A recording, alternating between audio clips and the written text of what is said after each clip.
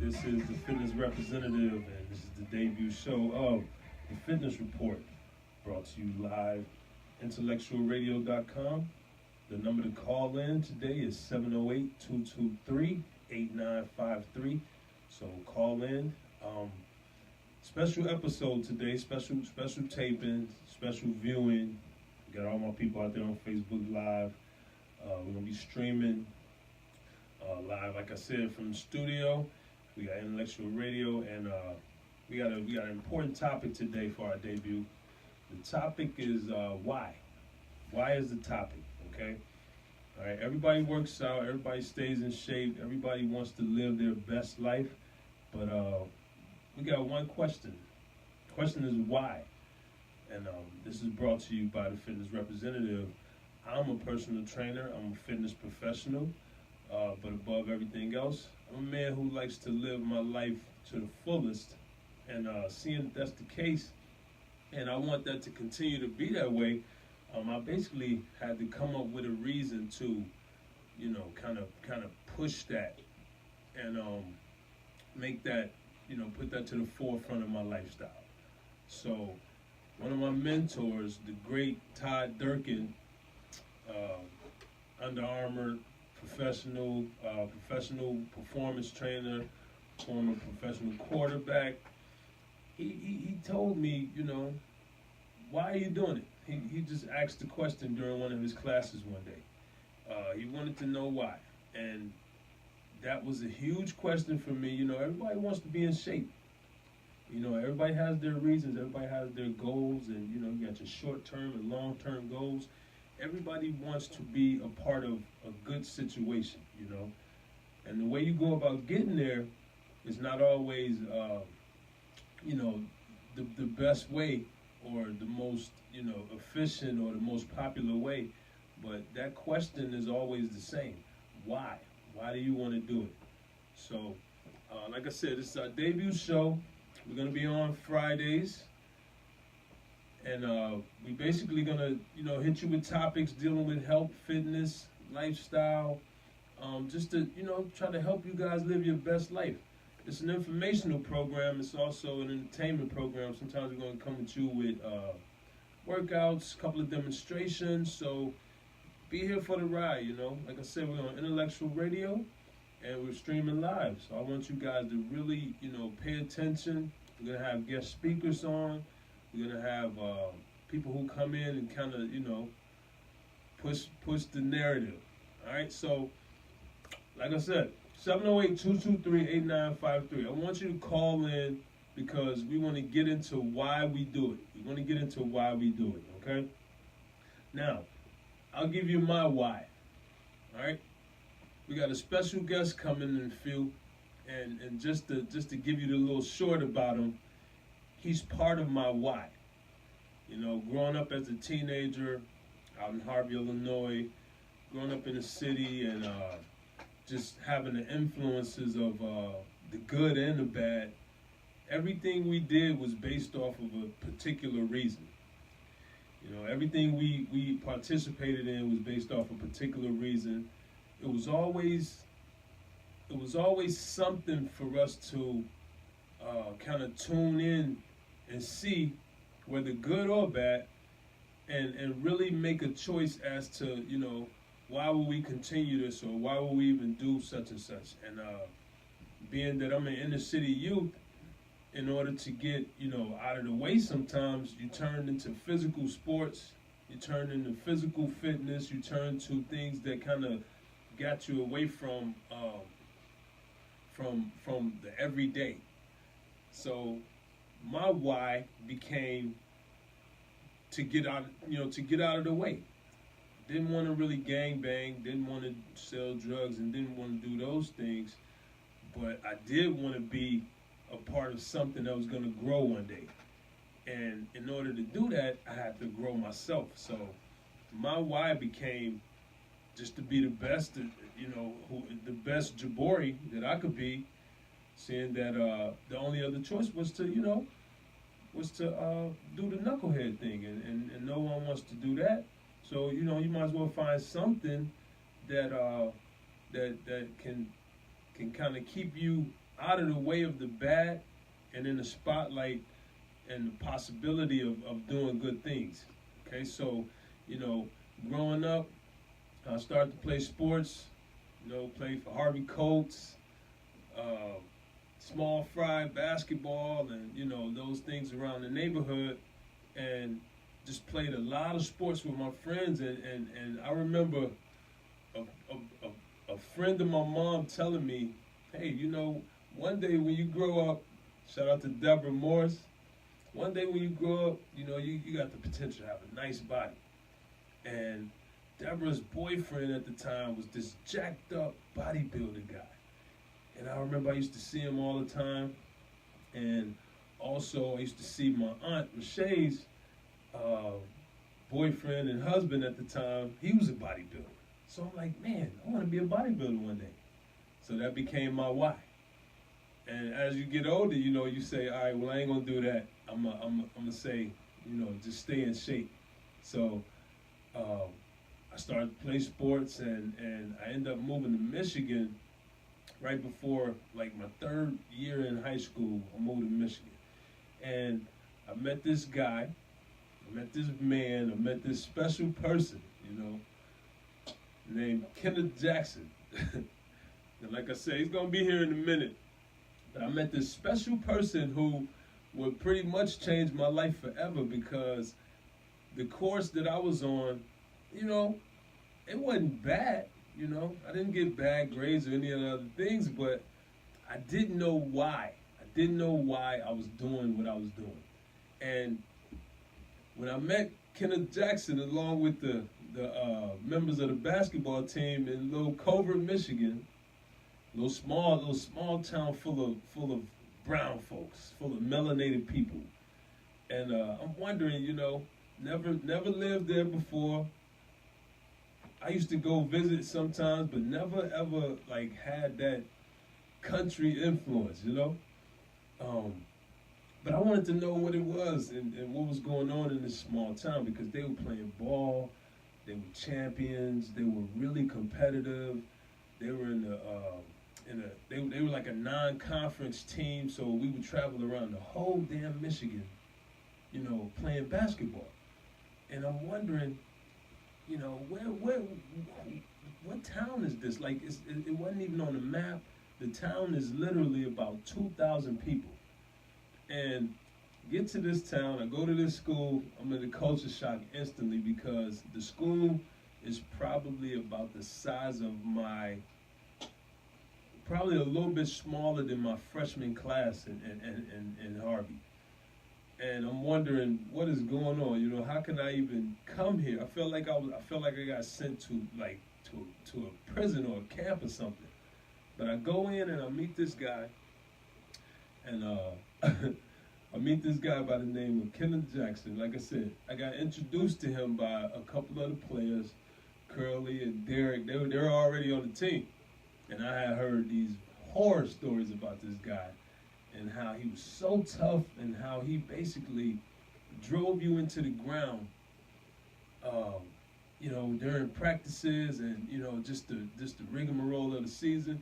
He made sure that you gave him 1,000% of who you are. So they take me to this man, and I see him. He's a big man. He's a tall man.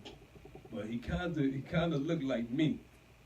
He say a little bit darker than me, but we kind of similar in color. He's a little bit taller, but he just reminded me of a brother man.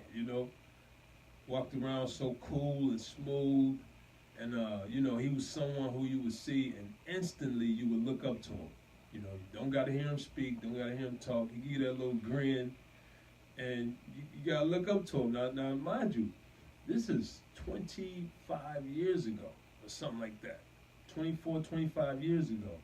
And, I'm coming from Harvey. I'm coming from Chicago to Michigan. I'm like, man, it's nothing,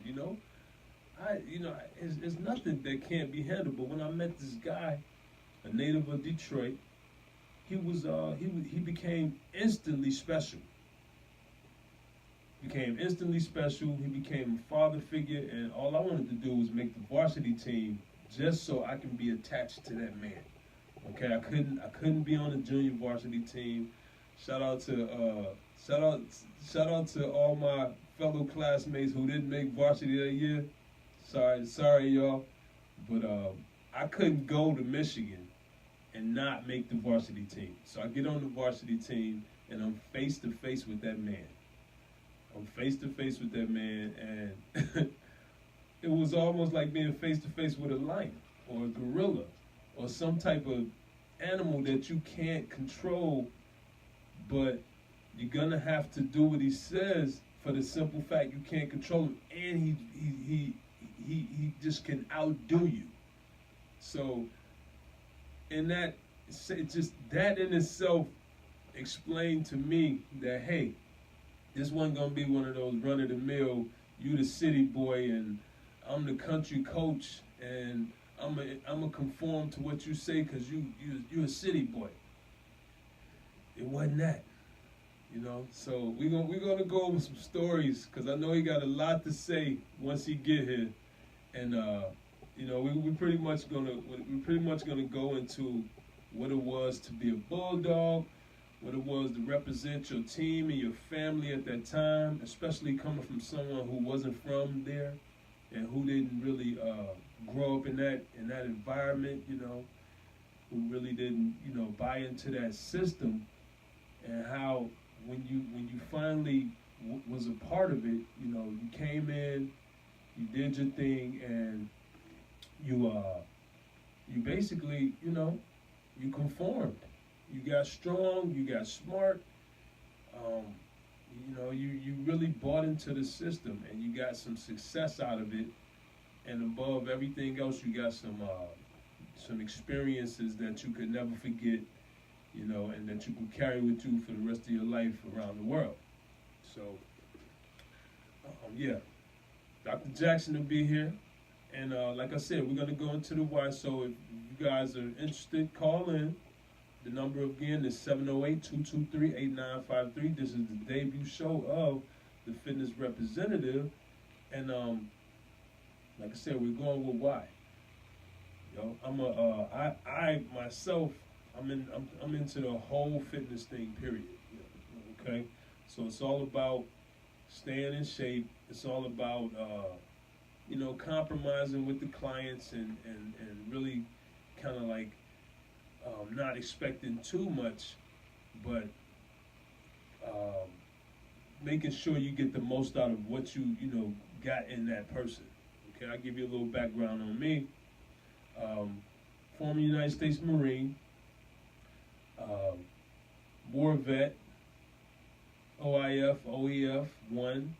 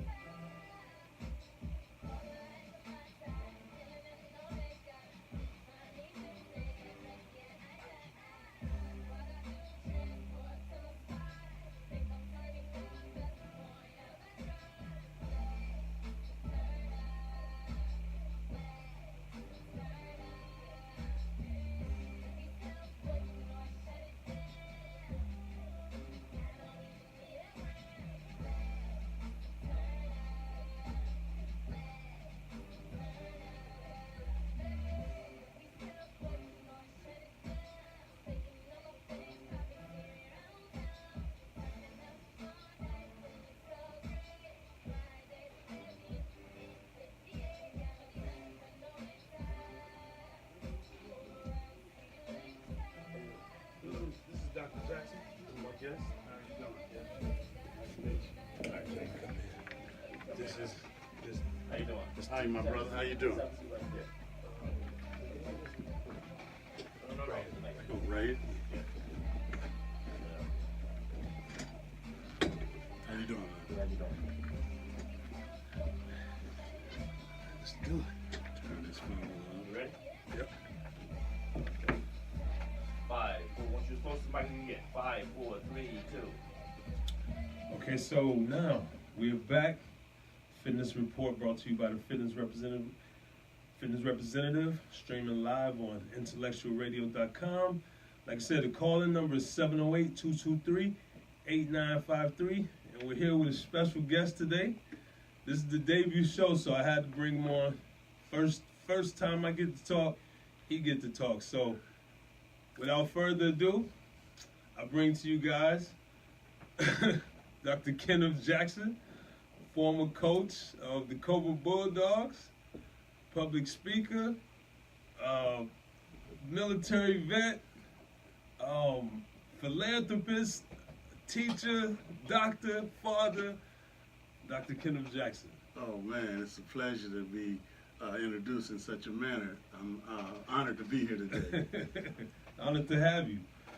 So basically, we live, of course. You Yes. already know. Yes. Say hi, D. Hello, everybody. What's up, everybody out there? Yeah. So I know we got a lot of listeners out there from Covert. Like I said, I had to bring on my mentor, my father figure, someone who helped change my life, and without this man right here, things might be different today. Who knows, you know? But just to start it off, I want you to tell them a little something about yourself. I softly introduced you. Well, you know, it's a long story as to why I'm here. But when I look back on my life, I know that I was here to serve young people because I was one of those kids who didn't see light at the end of the tunnel, not having a father, not having some of the things other kids had, from a broken home. My mom had 9 kids and 7 of us had different fathers, so there was very little hope that I saw for myself. So upon graduating from high school, I joined the Marine Corps during the Vietnam War.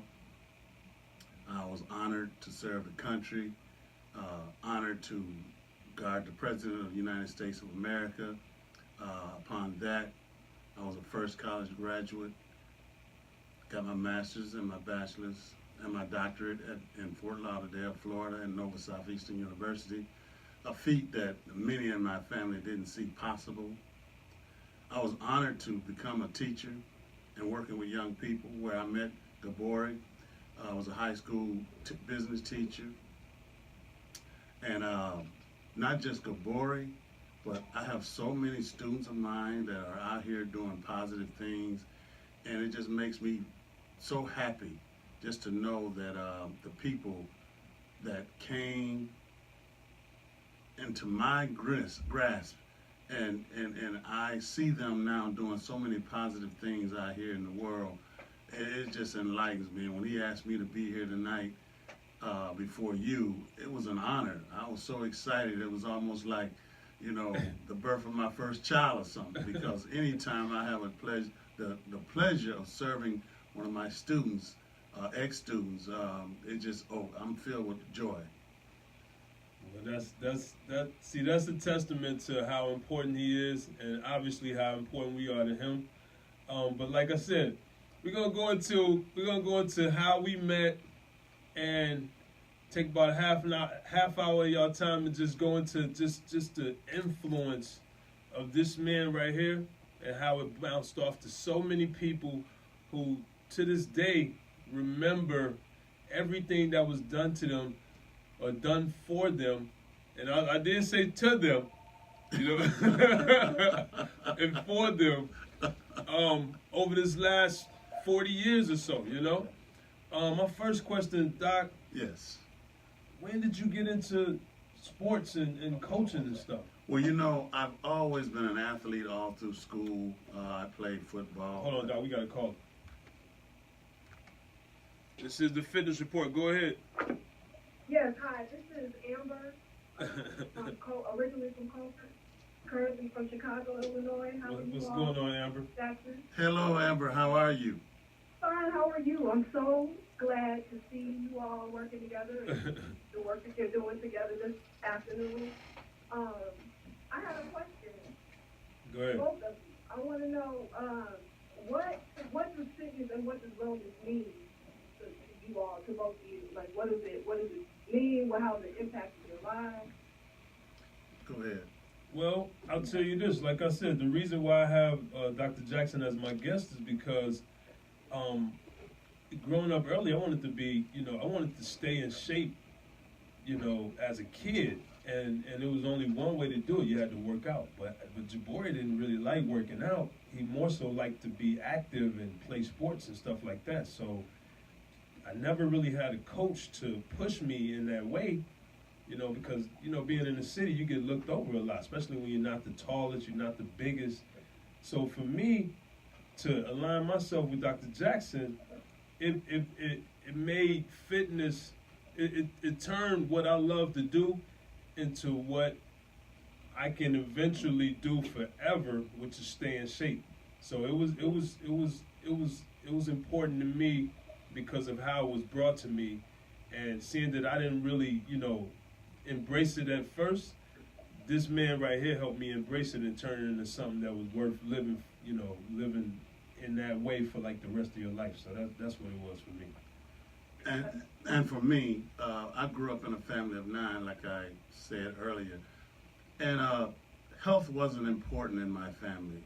Of 9 kids, I was in the middle, so I had 4 older than me and 4 younger than me, and I saw people in my family die of alcoholism, drug abuse. I saw people eating improperly in my family, so I lost a lot of uncles and aunts and brothers and sisters. And as a kid, I always said to myself, I didn't want to be like the adults in my family. So I'll never forget when I was in high school, my counselor, I was sitting there getting my classes, and he put me in wood shop, auto shop, metal shop, and I told him, I don't want to get dirty when I grow up, and he looked at me like, what are you talking about? You're going to be a blue-collar worker. I don't know where I got that inspiration from, but I chose to be something different from what I grew up with. I chose to learn from the adults in my family, their mistakes. I wanted to be different. So as a kid, I used to jog in my neighborhood, and folks was like, what you running for? You snatched a purse? Or you robbed somebody? Right. And no, I was just jogging. I wanted to stay in shape. And I wouldn't eat things that my mother cooked sometimes, and she was like, boy, aren't you hungry? Because we're not eating till the next meal. And so I would stay hungry until the next meal. And so I was just wanting to be different. I never smoked a cigarette in my life. Cancer, cigarettes killed my mother and my uncle, and alcohol killed some of my family members. And so I always chose to be different. And I said to myself, I'm going to always promote fitness. I'm going to always promote keeping your body as healthy as possible. And that's how I never thought I would be coaching and working with young people, though, at that time. Right. No, thank you for your perspective. And I know of both of you all's work, and I know that passion for fitness and wellness shines through in all the work and your desire to be focused and do things a little differently to get things done, and we appreciate you for that. And thank you so much. Thank you for taking my call. Thank you. Yeah, thank you, Amber. Have a great day. Bye now. All right, so so we're gonna get into beef and broccoli of this whole situation. And like I was telling them earlier, we met because the teammates brought me to you. Yes. It was like, this is Jabori. He's from Chicago, and he's coming. He wants to be on the team. We know he can play, but we want to see, we want you to see him, see what he got, this, that, and the other. And like I said, like I told the audience, I was like, I didn't think much of it, but I saw this man who gave off something from the time you see him. It was something that this man would give off that you can attach yourself to and kind of ensure that everything was going to be okay. So even on the surface, you saw a reason to be around this person. And me not making the varsity team the year prior in Harvey, I was on a mission to make the team. So to align myself to someone who I respected on and off the court, even before I could just tell this was someone that I was going to respect, no matter where I was, no matter what situation I was in. And like I said, when I first got, because it was like hell week, okay?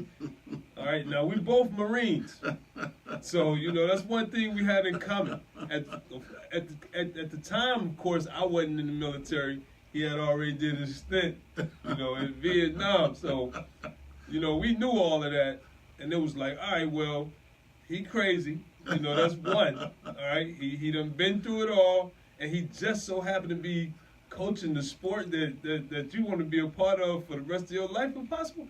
Okay, this might not work because how do we level this off? Well, I'll tell you this. To most coaches out there, they look for talent, only talent. And what Gabori didn't understand, that all my basketball managers and ball boys was always kids with special needs. I always felt like kids with special needs and kids that had learning disabilities was always left out. So I always made sure kids that had disabilities was always part of my team. And what Gabori didn't understand is that I wasn't bothered so much about his talent. I just knew I had a young man from Chicago who had very little family in this town and knew very few people who wanted to be attached to something. So I wasn't concerned about how talented he was. I was more so concerned about turning this kid into a young man that could be productive in today's society. So I taught very little X's and O's, but I taught more so about life skills.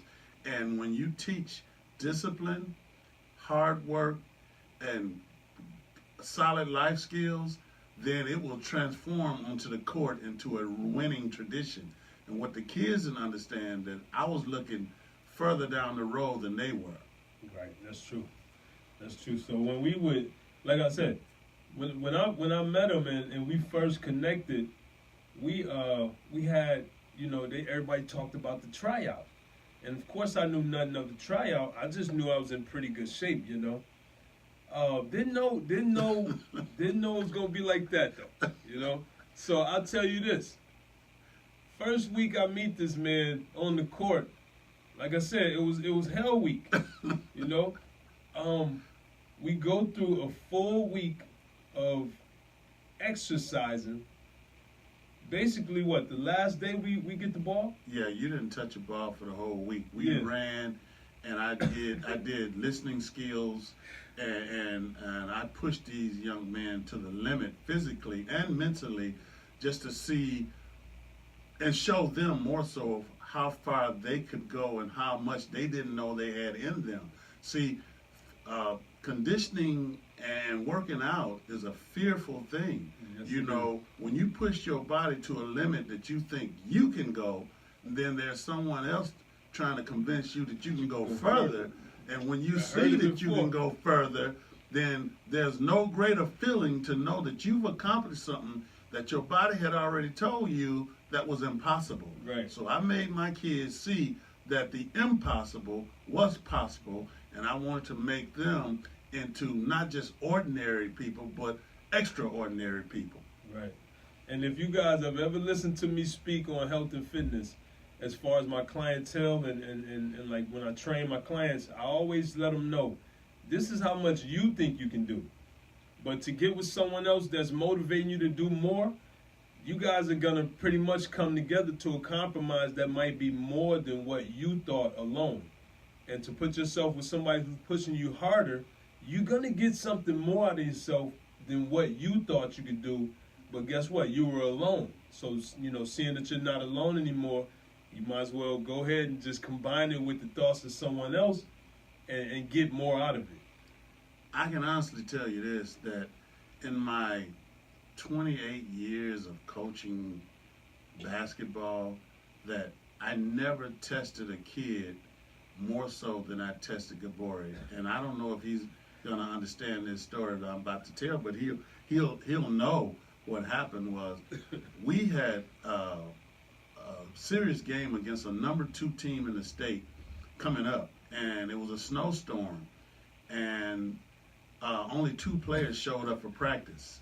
And so I had to show the kids that if they didn't care, I didn't care, because I drove 43 miles to the gym through a snowstorm to practice, and they live right around the corner from the school and never showed up for practice. So I wanted to show the kids, if they don't give a rip, what can happen when you don't prepare.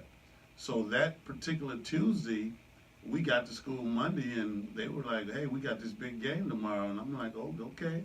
So I only started the 2 kids that showed up and the 3 seniors, and we lost by 43 points. And I didn't coach the team. When the game started, I told them, I'm not coaching tonight because you don't care. Why should I? So when the game started, I just sit there, and we got blew out. It was my worst defeat in all my years of coaching. And the papers blew up about it. Oh, Coach Jackson got beat by 43 points. And at halftime, the kids was wondering, when am I going to give them the big rah-rah coaching scenario at halftime? And I went and said, hey, I'm going back out there and finish getting this butt whooping. I don't know about you all, but why should I prepare for something that you didn't come to practice for me to prepare with? And so it was really funny because going home that night, the bus was totally quiet. The kids knew they had really got ripped apart, but they also knew they hadn't prepared, and the coach didn't care, and they didn't care. And so a week later, as the season extended, it was possible that we would meet that same team if we win our district in the regional championship. And so we won our district, but the kids knew that we're about to face a team that already beat us by 43 points. Well, this is what I did to Gabori. I made him guard a 6'9" All-American. Now, Gabori was 5'7", 5'8", whatever. 5'7", and I made him guard a 6'9" All-American. And all the kids was like, wait a minute, we're going to lose again by 43. Partee was the only senior on that team. And what I told the kids that last time you didn't come to practice.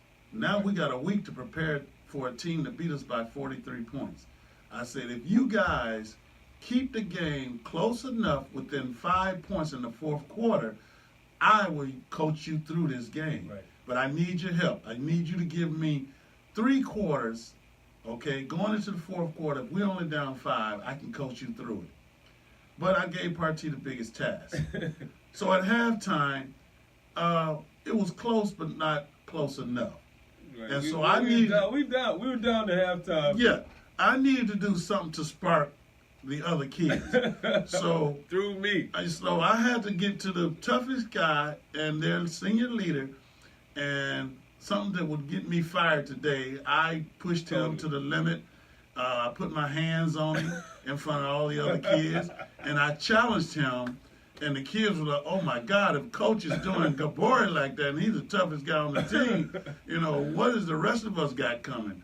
And let me tell you, long story short, we got within 5 points of the fourth quarter, and those kids ran to me and said, okay, we've done what you asked us to do. Now you deliver on what you promised us that you can do. And we won that game. Won that championship. And won that championship and shocked the whole world and the state of Michigan. So look, okay, so I got to go into detail just a bit on how that happened. We were in the locker room and we're down. I don't know if we were down by 10 or by 1. I don't even remember how much. We were down double figures. Right. So he's ranting and going at it with us, and it's not like we never lost before, or not like we didn't, we got blew out once or twice. But that particular game that we lost to them, it was just no effort. And we remember looking at him on the bench like, you got to coach at least for 5 minutes. 0 minutes did he coach that game. That's right. We had one highlight during that game, if I'm not mistaken. I think at the beginning of the game, I got a block. Got a nice block shot on one of the big men. The other, because they had 2 big men. The other one was at least 6'6". Yes. Came through the lane, swatted it out of there like I'm a big man. We lost by 1,000. So this particular time, we get in the locker room and he's just all over us because once again we're doing that same thing. We're not listening. We're not doing what we're supposed to. And that same team is looking to advance. And we're playing them. You know, they just beat us. This maniac comes towards me, and I'm squatted down, minding my own business, you know? And he goes and hits me with a two-hand, just like that, both my ears. Yeah, I had to challenge him. You should have seen how everybody looked. Everybody looked at me like, whoa. Yeah, and when I slammed him into the locker, they thought I had lost my mind.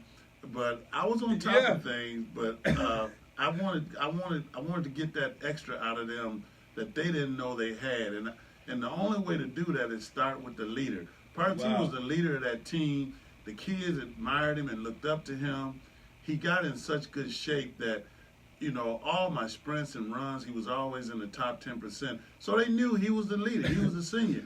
And I never showed my seniors any favoritism. Right, I told my seniors that, you know, after me is you. So I expect you to lead by example, you know. Yeah. And so he was a true leader. And the only way I could get that extra 10% out of those guys and win that game, because the team we playing, they had never lost all season. And they had blew everybody out all season.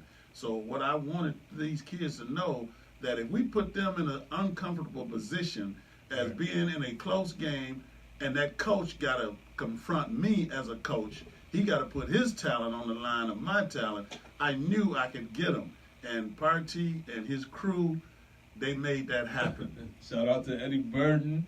Yes. Shout out to Jimmy Jackson. Yes. And Terrell. And, yes. And who was it? Travis Oliver. Yes. Young. You had Dwayne Swan. Yes. You had a bunch of young freshmen on that team as well. And for a while it was me and 4 freshmen. Absolutely. Tim White. Yes. What was his name? Jerry Mahone. Yes. Yeah, we had a nice little team. And I've never had a senior with 4 freshmen on the floor in all my years of coaching. And that's why the challenge for you, Deborah, was so extraordinary, that to see you deliver like that and lead those young men, it was something to see, man. I mean, that story needs to be told so often. Yeah, that was something. And I'll tell you this. He pushed us so hard that eventually senior year would come, and at the end of the season, we're like, man, you know, we're all thinking, how do we stay attached to this man through, you know, as far as being influenced by him? So you go over those years, you know, I wasn't there long, and I wasn't part of the tribe to begin with, but I fell right into a good situation. And if I'm looking at myself from a physical standpoint, I'm like, you know what, I'm in great shape. I think I might want to do a little bit more of what this man is all about. So I thought about the physical stuff we used to do. We used to do hundreds of push-ups. Yes. Hundreds of push-ups. 3-mile runs before practice even began. 3-mile runs. 3-mile runs. And little did I know, this was all the things that the Marine Corps was going to do. Yes. I didn't know that because, of course, I didn't think about going to the military. But once that season was over, I'm like, you know what? I see Marines at practice. Yes. You know, we got military guys at practice. Like I said, Coach Jackson was a Marine. Coach Baber was an Army vet.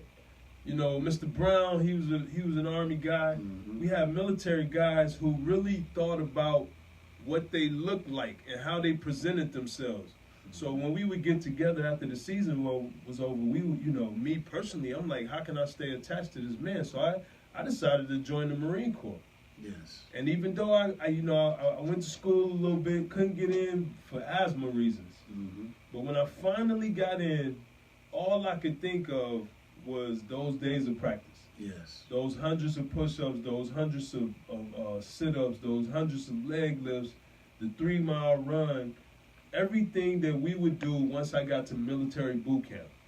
And this man was at the forefront of my mind because I knew that if I could do that practice that we did, right, this boot camp gonna be a breeze. I don't care who it is. It could be the toughest Marine. If I could do that practice, right, then it was all good. And I'll tell you a quick story of how I knew when I was ready to move it because I got in trouble one time with a teacher. And I was being disrespectful to a teacher.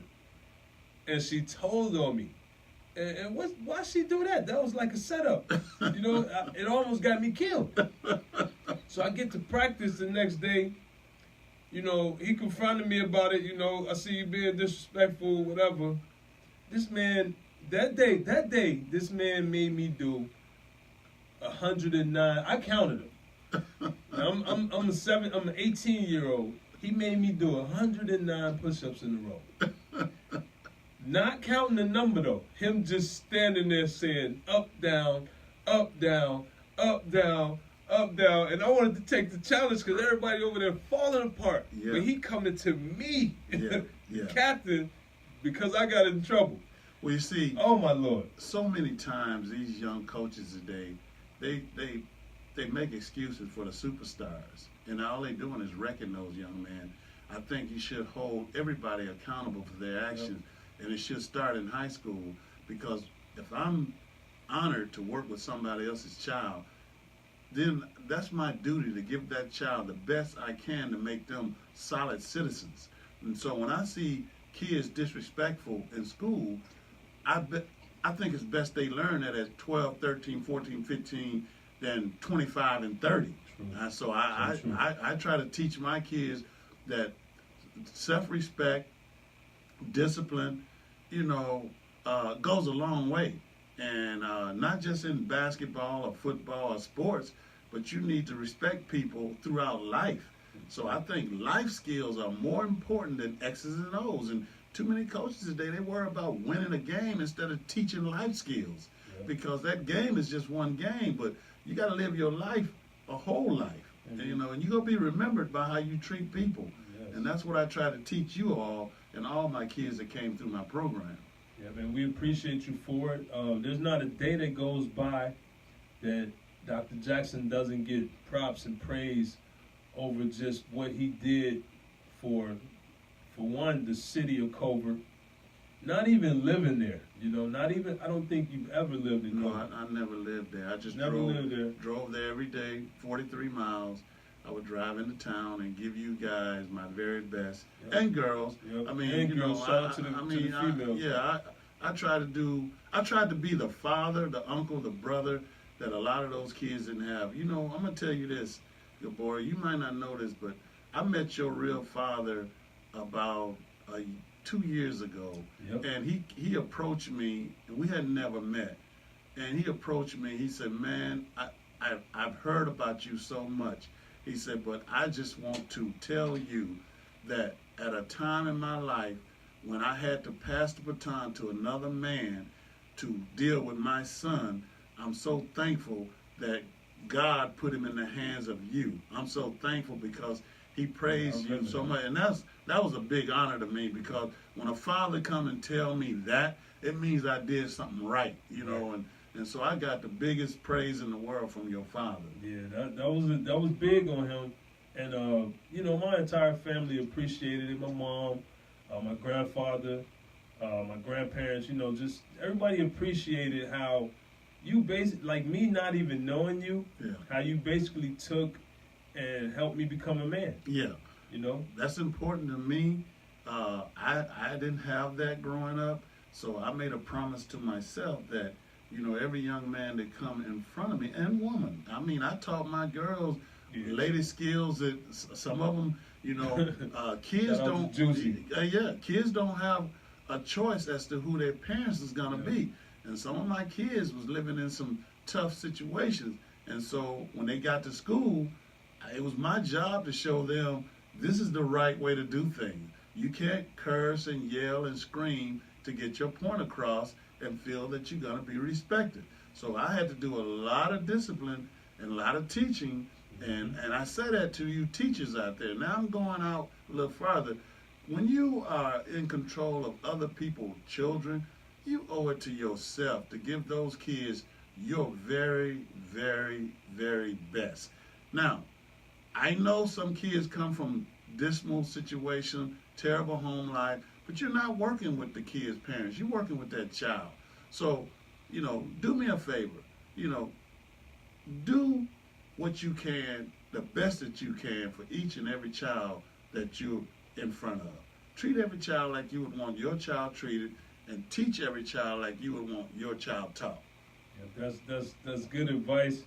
This man, like I said from the start, this man was special to me, and I know I echo the sentiment of a lot of other players out there and students. That name, Mr. Jackson, ring bells from Michigan, Indiana, all the way out to California, the East Coast, everywhere I've gone in the military. I was at war, and we're talking about Dr. Jackson. Oh, wow. That was the You know, story. I'm in D.C. Yes. We're talking about Dr. Jackson. And the good thing about it, we got a few minutes left. Good thing about it is that once I entered the Marine Corps, I end up doing a lot of what my mentor did. Yes. You know, I worked for the president.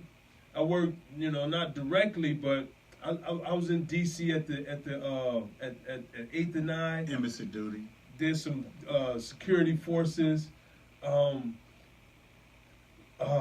Man. Just let me just say this.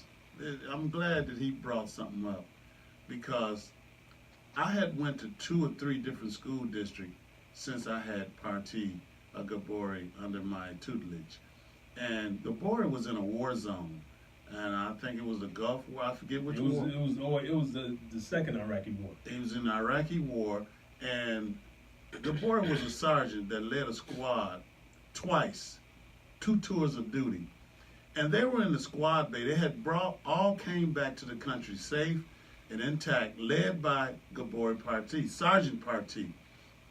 And a couple of guys started mentioning their high school coach from different school districts. They was talking about their high school coach. So Gabori was coming through the squad bay, and they mentioned Coach Jackson. And come to find out that Gabori had led 4 guys to war twice and brought them back safe. Like, now, I know you retired and you just chilling. You know what? You know, I'm a consultant for Nova Southeastern University. That's out of Fort Lauderdale, Florida. I do a little consultant work on the side, but every day is Saturday for me. I enjoy my life. Every day is people like you make it so pleasant to be who I am. I'm one blessed and fortunate young man. And I say young man because I'm 66 now, but I'm still looking good. Yep. And that's because I try to eat good and do the right things with my body. So what do you do? What do you do? What do you do for working out and stuff? What's your workout? I go to hot yoga. I do hot yoga on Tuesdays and Thursdays on 53rd Street in Hyde Park. Core Power Yoga. I work out on Mondays and Wednesdays. I go to LA Fitness and do cardio on Monday, and then I do the weights on Thursday. So I try to keep as positive as possible with my body. I swim, you know. I still try to eat the right thing. So I tell you, when Gabori walks into the gym, you know, I don't have the muscles that he has, but everybody was like, man, who is that gentleman over there? I said, well, that's my son. And they'll run to him and say, hey, is Doc your son? Is Doc your father? You know, Yep. And he's a yeah. Yep. So, you know, then I stick my little chest out. So But yeah, it's a lot of fun being who I am, man. that's good. We had to bring him on for the first show. Very important to me. I plan on spending the rest of my life with this man. You know, Yes. he's 66 years young, Yes. and I hope that he continues to take care of himself just like he always has been. Yes. Shout out to D. Yes. D, I hope you're watching. I got him out here in Westchester, and we just wanted to bring him to you to debut the show. This has been the fitness report brought to you by the fitness representative. Today's guest, like I said, was Dr. Jackson, and tune in for more. We'll be coming at you live weekly on Fridays, and you can catch us once again on intellectualradio.com. Anytime you want to call in when we give our topics, that number will be 708-223-8953. Dr. Jackson, it was great having you. Oh, Good it's great seeing you being here. again. Oh, man, it's a pleasure, Yep. man. I enjoyed myself. And hope you guys tune in weekly. Much love. That will be the end. Peace. Yes, sir.